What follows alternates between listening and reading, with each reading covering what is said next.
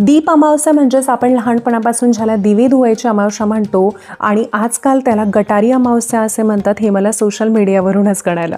तर या अमावस्याला घरातले सगळे दिवे, समाई पंत्या स्वच्छ करून त्यांची पूजा केली जाते. मी लहान होते ना, तेव्हा आमच्याकडे तांब्याचे, पितळेचे, मातीचे, दगडी दिवे होते. तेव्हा आजच्या सारखा असा सतत ना विजेचा प्रकाश नसायचा, लाईट जाण्याचं प्रमाण खूप होतं त्यावेळेस. त्यामुळे घरात कंदील, रॉकेलवरती चालणाऱ्या चिमणा असे अनेक छोटे मोठे दिवे असायचे.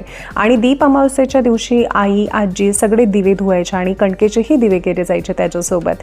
तेव्हा ना मी आईला विचारायचे की हे सगळं का करायचं. तेव्हा आई म्हणायची, आज ना दिवे धुवायची अमावस्या आहे म्हणून. पण आता जेव्हा मी हेच माझ्या मुलीसोबत करते तेव्हा तिचे अनेक प्रश्न असतात आणि जाणवतं फक्त परंपरा आहे म्हणून करायचं आहे असं सांगून तिचं समाधानच होत नाही.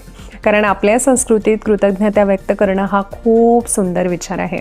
आपल्याला अंधारात प्रकाश दाखवणाऱ्या दिव्यांप्रती कृतज्ञता असो, किंवा आपल्याला अन्न देणाऱ्या जमिनीप्रती असो, किंवा शेतात राबणाऱ्या बैलांप्रती असो, आपलं रोजचं आयुष्य सुखकर करणाऱ्या प्रत्येक गोष्टीबद्दल ग्रेटफुल राहायला आपल्या संस्कृतीने आपल्याला शिकवलेलं आहे. आणि म्हणून मला वाटतं की परंपरा जपताना त्यामागचा अर्थ समजून घेणं आणि पुढच्या पिढीला ते समजावून सांगणं खूप महत्त्वाचं आहे. सगळ्या परंपरा अगदी तशाच पाळता आल्या नाहीत तरी चालेल, पण आपल्याला जसं शक्य होईल तसं त्या जपण्याचा प्रयत्न आपण नक्की करूया. कारण परंपरा म्हणजे एक कृती नाही, तर ते एका पिढीकडून दुसऱ्या पिढीकडे दिलेला एक सुंदर विचार आहे, वारसा आहे.